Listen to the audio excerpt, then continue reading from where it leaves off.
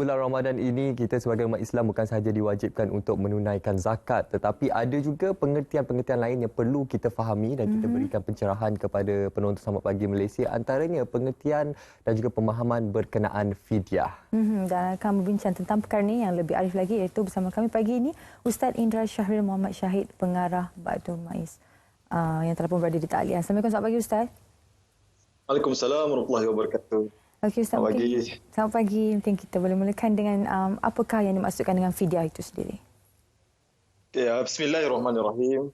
Assalamualaikum warahmatullahi wabarakatuh. Fidyah ini adalah sesuatu yang dibayar untuk menebus diri, baik berbentuk harta ataupun tindakan lain yang dilakukan kerana kekurangan dalam salah satu amal ibadah. Atau secara mudahnya kita sebut sebagai denda lah, denda yang dikenakan kepada mereka yang meninggalkan puasa. Jadi dalam Al-Quran sebenarnya telah pun dinyatakan secara jelas oleh Allah SWT kepada kita dalam surah Al-Baqarah ayat 184, A'udzubillahi minasyaitonirrajim, ayyaman ma'dudat faman kana minkum maridan aw ala safarin fa'iddatun min ayyamin ukhra wa 'alal ladzina yutiqunahu fidyatun ta'amu miskin faman tatawwa'a khairan fahuwa khairul lah wa antasumu khairul lakum in kuntum ta'lamun. Apa maksudnya? Puasa yang diwajibkan itu ialah beberapa hari yang tertentu, iaitu yang telah pun Allah tetapkan kepada kita pada bulan Ramadan inilah ya. Jadi maka sesiapa di antara kamu yang sakit ataupun dalam musafir, kemudian wajiblah ia berpuasa sebanyak hari yang dia tinggalkan itu ya, pada hari-hari yang lain. Dan wajib ke atas orang-orang yang tidak terdaya berpuasa ya, kerana tua ataupun sebagainya untuk membayar fidyah, iaitu memberi makan orang miskin. Fidyatun ta'amu miskin. Maka sesiapa yang dengan sukarela memberi bayaran fidyah itu lebih daripada yang ditentukan, maka itu adalah suatu yang baik baginya. Dan berpuasa itu sebenarnya lebih baik bagi kamu daripada memberi fidyah kalau kamu mengetahui. Itu yang telah dinyatakan oleh Allah SWT kepada kita. Begitu juga dalam hadis Rasulullah SAW daripada Abdullah bin Umar radhiyallahu anhu bahawa Rasulullah SAW bersabda, apa Rasulullah kata, man mata wa alaihi siyamu syahrin falyut'im anhu makana kulli yaumin miskinan. Apa maksudnya? Sesiapa yang mati sedangkan dia masih mempunyai puasa Ramadan, maka hendaklah diberi makan seorang miskin bagi setiap hari yang ditinggalkannya. Hadis riwayat At-Tirmizi. Bermaksud di sini sebenarnya fidyah ini adalah jalan keluar yang disediakan oleh Islam kepada mereka yang menghadapi masalah untuk melaksanakan ibadah puasa itu. Dan dia adalah sebagai bentuk penebusan ke atas ketidaksempurnaan yang boleh menyebabkan pelakunya berdosa. Sebab hukum berpuasa ni wajib. Jadi orang tak boleh meringan-ringankan puasa itu dengan meninggalkan puasa supaya dia boleh membayar fidyah. Tak boleh macam itu saja. Sebenarnya dia ada sebab-sebab tertentu kenapa dia terpaksa meninggalkan puasa ni.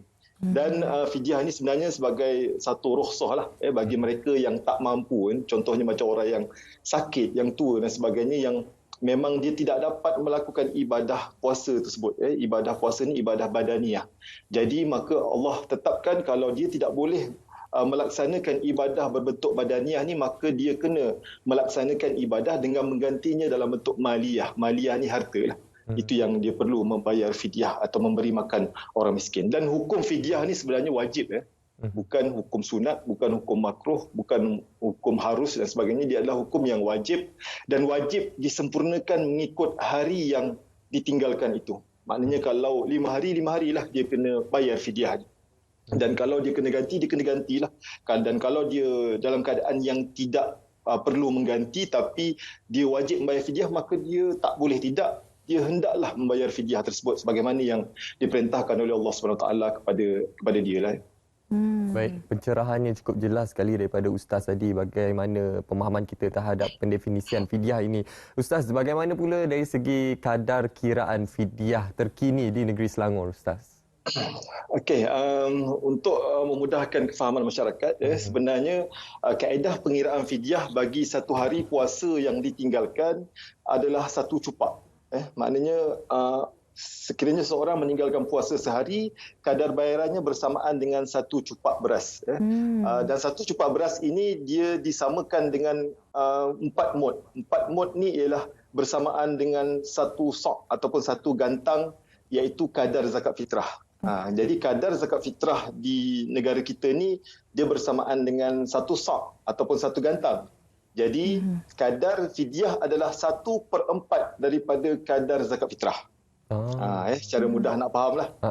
Maknanya kalau zakat fitrah yang kita bayar yang RM7, yang RM14 dan RM21 di negeri Selangor tu, dia bersamaan dengan 4 cupak. Jadi itu dah kalau dalam anggaran kilogramnya disebut sebagai 2.7 kilogram lah kalau zakat fitrah. Tetapi kalau fidyah dia lebih kurang dalam 675 gram. Dan ini telah pun diputuskan oleh fatwa di negeri Selangor yang mana kadar fidyah adalah 1/4 daripada kadar zakat fitrah. Dan kadar terkini ini yang ditetapkan mulai pada bulan Ramadan tahun 2021 Masihi bersamaan dengan 1442 Hijrah ialah sebanyak RM7. Itu kadar zakat fitrah yang kita fahamkan. Dan penetapan kadar ni berdasarkan tadi yang saya nyatakanlah 2.7 kilogram beras, yang ni beras kategori super tempatan grade A 5% yang lazimnya digunakan oleh sebahagian besar masyarakat di negeri Selangor. Jadi kalau mereka yang memakan beras yang nilainya RM7 untuk membayar zakat fitrah itu, maka fidyahnya adalah RM2. Tetapi untuk mereka yang memakan beras yang mahal sedikit, contohnya beras putih import, beras perang, beras pulut, beras herbaponi ataupun beras wangi, maka kadar fidyahnya adalah RM4. Kalau siapa yang bayar zakat fitrahnya RM7, fidyahnya adalah RM2. Tapi kalau siapa yang bayar zakat fitrahnya RM14, maka fidyahnya adalah RM4. Jadi kalau mereka yang memakan beras yang lebih mahal daripada itu, yang dikenakan membayar zakat fitrahnya RM21, maka fidyahnya adalah RM6. Ini bagi mereka yang memakan beras basmati. Ini ramai masyarakat kita yang memakan beras basmati, beras Jepun. Beras Jepun yang orang makan sushi selalu kan, beras Jepun, kemudian beras merah. Jadi mereka ni dia kena bayar fidyahnya nilainya RM6 sehari. Jadi itu yang terbaru yang diputuskan di Selangor lah. Jadi bermaksud untuk mereka yang meninggalkan puasanya, maka kadar bayarannya sama ada mengikut jenis beras yang dimakan tu sama ada RM2, RM4 atau RM6. Kemudian kadilah dengan hari yang ditinggalkan. Dan begitu juga saya nak jelaskan juga di sini ialah kalau dalam keadaan yang mereka melengah-lengahkan mengganti puasa. Ini kadang-kadang sepatutnya pada tahun lepas dia meninggalkan puasa 2020 dan dia sepatutnya ganti sebelum datang Ramadan 2021. Sepatutnya dia kena ganti. Contohnya dia sepatutnya dia kena ganti 5 hari. Tetapi dia tidak menggantikan 5 hari tersebut. Dia baru gantikan 3 hari. Jadi dia ada baki 2 hari lagi. Jadi apabila dia ada baki lagi 2 hari selepas Ramadan 2021, maka dia kena membayar fidyah lah. Maknanya kalau dia kena membayar fidyah, maka dia kena membayar fidyahnya secara berganda. Tapi kalau dia start membayar fidyahnya pada masa itu dan dikenakan, maka dia kena membayar fidyahnya dan kemudian dia kena gantikan puasanya. Dan apabila masuk tahun Ramadan 1422, maka dia kena bayar sekali ganda. Ini khususnya bagi mereka yang berkemampuan lah. Maksudnya di sini, kalau mereka itu berkemampuan, maka amat digalakkan untuk membayar fidyahnya secara berganda. Kalau mereka itu tidak menggantikan puasanya pada Ramadan yang sepatutnya dia ganti. Maka kalau macam tu, dia kena membayar fidyahnya secara berganda lah. Tetapi ini galakkan lah. Maknanya sesiapa yang mampu memang sangat digalakkan untuk membayar fidyahnya secara berganda. Ini berdasarkan fatwa yang diputuskan di Selangor pada tahun 2001 lah. Jadi kalau contohnya dia kena bayar 2, 4 atau 6, kalilah dengan berapa hari yang ditinggalkan, kemudian kalilah dengan tahun yang dia telah tinggalkan tersebut.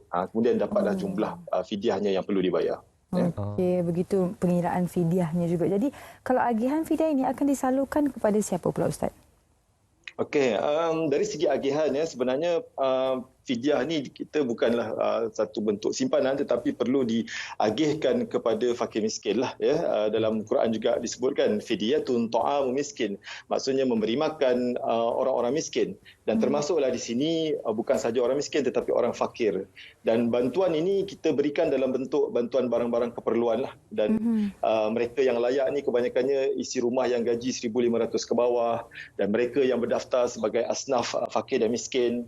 dan juga mereka yang tidak menerima bantuan bulanan, miskin sementara, dibuang kerja, hilang pendapatan. Kita tengok zaman COVID sekarang ni, ramai orang yang kehilangan pendapatan, hilang kerja dan sebagainya, maka mereka-mereka inilah yang kita akan santuni untuk diberikan fidyah. Dan setakat 30 April 2021 ini, kita telah pun mengagihkan kepada 19,134 orang penerima. Dan kita buat agihan ni hampir setiap minggu, bermula daripada Januari yang lepas sehingga sekarang. Agihan ini kita laksanakan setiap minggu melalui rakan-rakan strategik yang telah pun dilantik oleh MAIS lah. Ini melalui masjid, surau ataupun melalui PIBK, Pertubuhan Islam Bukan Kerajaan, ini yang berdaftar di bawah MAIS. Jadi NGO yang berdaftar di bawah MAIS ini juga mereka merupakan rakan strategik yang membantu kita dari sudut proses agihan kepada penerima-penerima yang layak lah. Dan dari segi bayaran ni sebenarnya kita boleh membuat bayaran fidyah ini melalui laman web MAIS, www.mais.gov.my, ataupun melalui Lembaga Zakat Selangor lah, www.zakatselangor.com.my. Jadi orang ramai boleh gunakan sama ada nak membayar melalui lembaga zakat ataupun nak bayar melalui MAIS lah, sebagai pihak yang diamanahkan untuk menguruskan fidyah di negeri Selangor. Dan kalau tak faham dari sudut pengiraan, boleh rujuk pada kami lah, boleh telefon pejabat 0355143773 ataupun boleh layari kita punya laman sosial lah, Facebook ataupun Instagram, boleh bertanyakan soalan di situ lah. Baik Ustaz, dalam bulan Ramadan ni Ustaz, selain program-program berkaitan dengan fidyah ini, apa juga program yang dilaksanakan oleh Baitul Mal MAIS dalam tempoh ini? Okey, sebenarnya selain daripada kita mengajak orang untuk membayar zakat fitrah, kemudian menunaikan fidyah, kita juga menggalakkan masyarakat kita ini untuk melaksanakan sedekah. Dan sedekah ni juga memang sangat digalakkan pada bulan Ramadan. Dan MAIS sendiri, umpamanya kita melancarkan satu program yang dinamakan sebagai Bulan Sedekah Anak Yatim Negeri Selangor, yang kita lancarkan yang kita laksanakan sepanjang bulan Ramadan ini.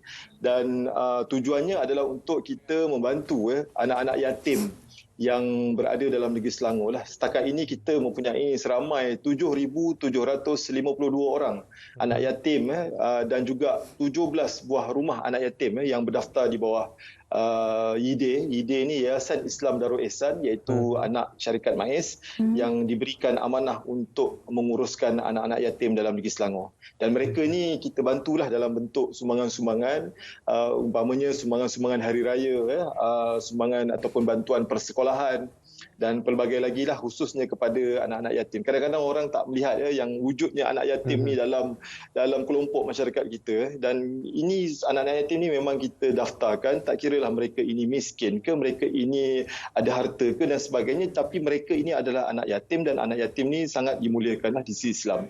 Dan ini yang kita nak mengajak masyarakat supaya sama-sama kita memberikan sedekah ataupun membantu anak yatim itu sendirilah. Dan seluruh lapisan masyarakat boleh melayarilah laman web mais.gov.my ini untuk melaksanakan sedekah kepada anak yatim tersebut. Baik, terima kasih kita ucapkan kepada Ustaz Indra Syahril Muhammad Syahid, Pengarah Baitul Mal MAIS, atas perkongsian dan juga pencerahan kepada kita semua berkenaan fidyah. Jadi kepada anda yang ingin mengetahui dengan lebih lanjut berkenaan fidyah ini, anda boleh terus sahaja ke laman web mais.gov.my. Di situ ada kalkulator fidyah. Baik, terima kasih sekali lagi Ustaz kerana sudi bersama kami pagi ini. Assalamualaikum Ustaz. Assalamualaikum warahmatullahi wabarakatuh. Terima kasih. Okey, sekarang ini Menawar, kita akan terus ke Cerita Pagi di Langkawi bersama dengan pelapor Muhammad Najib Masyur bercakap tentang kursus pembelajaran sepanjang hayat. Silakan.